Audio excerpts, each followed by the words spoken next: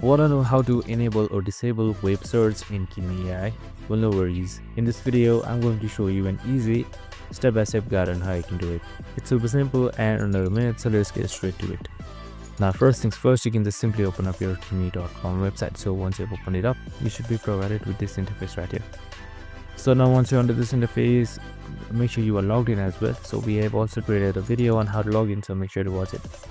So once you have done that, you can just simply select any one of these right here, and on your prompt you should be seeing add files and more tools, so you can just simply select that.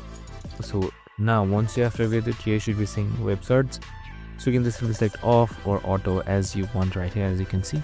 So it should turn on and off actually, and you can just simply see internet off showing as well, and you can disable this like this. I hope this video helped. If it did, make sure to like, subscribe, and tune in with us for more of these videos. See you in the next one.